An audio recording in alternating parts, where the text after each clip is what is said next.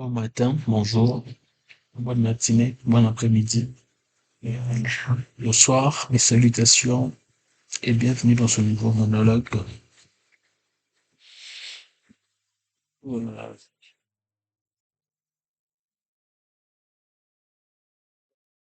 fond du temps, d'une certaine façon. Imaginez-vous,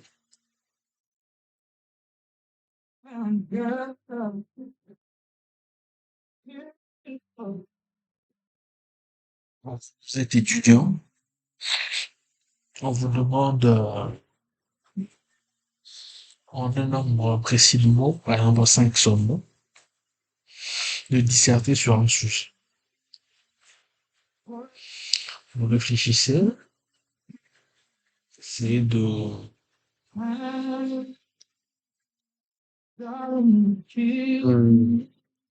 vous briser le mélange et vous pondez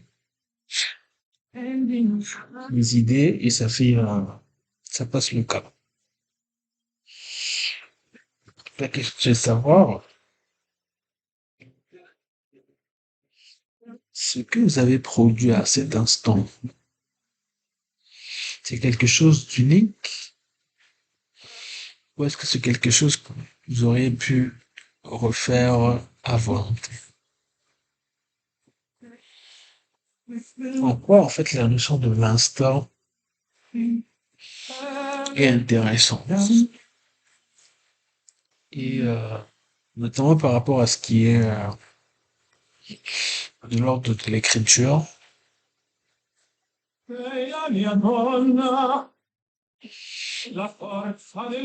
C'est quelque chose qu'on peut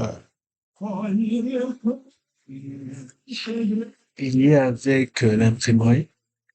Donc, on a toujours dit que ça a été une vraie révolution. Parce que quand on prend juste le papier en tant que tel, et que par la suite on y écrit, donc à l'encre, des versets et des versets. Comment arrivez-vous à expliquer que dans certains cercles,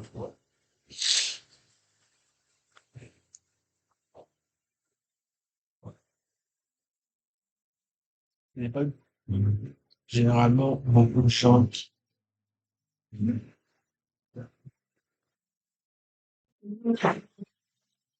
arrivent à retenir ce texte-là?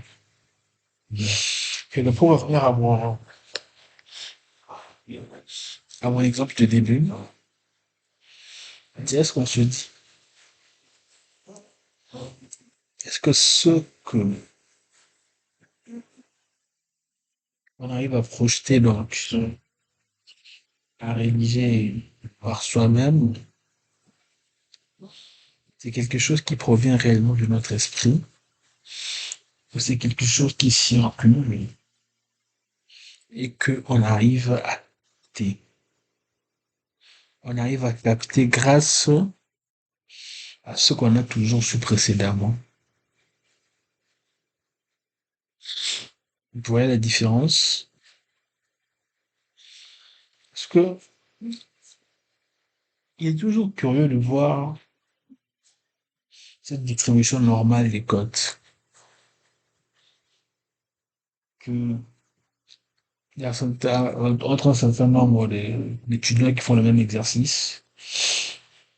Ben, quand on compare avec le solutionnaire, donc, ils arrivent tous à pouvoir, donc, ils se basent en fait sur la matière. Le solutionnaire, il est unique, mais tous presque concordent à cela. Parce qu'il y a une référence, et puis de la manière dont chacun l'a interprété, en fait, au niveau de sa préparation, fait que ils se retrouvent tous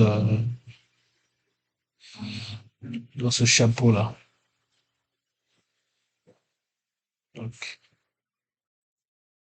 C'est à se poser la question de savoir. Proust, c'est écrit à la recherche du temps perdu.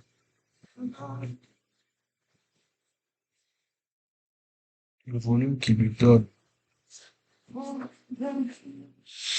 ça lui appartient. Mais est-ce que la quintessence de ce qu'il dit est différente? Quand on lit cela et qu'on est frappé parfois par le fait de voir que c'est quelque chose qui se lit tout seul, c'est comme une peinture qui est juste placée directement là. Là, on se dit pas, ok, le peintre a commencé de ce côté, il a plus travaillé de l'autre côté. Non, il y a vraiment une impression d'ensemble qui frappe dès le premier. Et cela, c'est quelque chose de très particulier dans l'œuvre de Proust.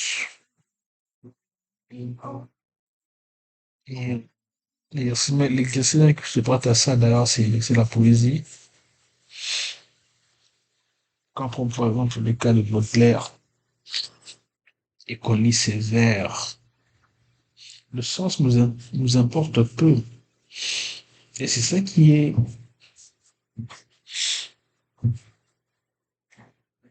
assez particulier. Dans un roman comme celui de Proust, il y a des gens, il y a dans d'autres romans, on peut entendre des gens parler, des personnages qui discutent. C'est bruyant, ça part. Alors que dans Proust, on entend une musique.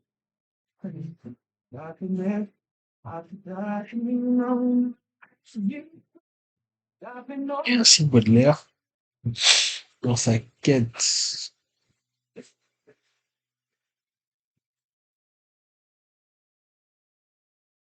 de la,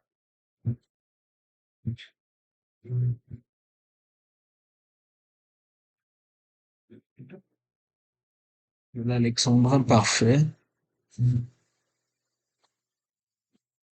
il m'a tout figé. Il n'importe pas de savoir vraiment, en fait, qui est le jeune chanteur. Et juste que cela est parfait et cela tient dans du papier.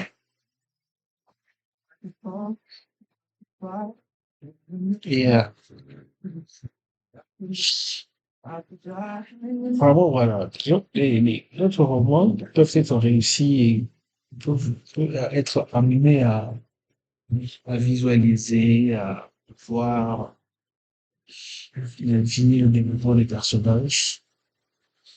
Mais avec Ponce, on n'a même pas besoin de cela. Le texte se remplit à lui-même. Il n'y a pas besoin de la lecture, de ce filtre-là, de la parole, afin de se ramener à notre cerveau. C'est comme s'il est connecté directement.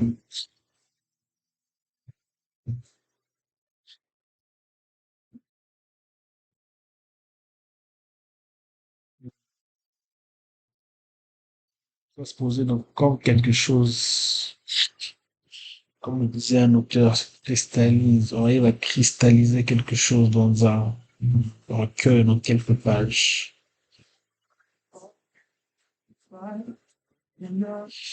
Est-ce qu'on le produit comme, c'est souvent d'une bataille entre nous et les mots, c'est simplement, comme pour un terme, c'est sacré, le soi, et puis on ne fait que écrire.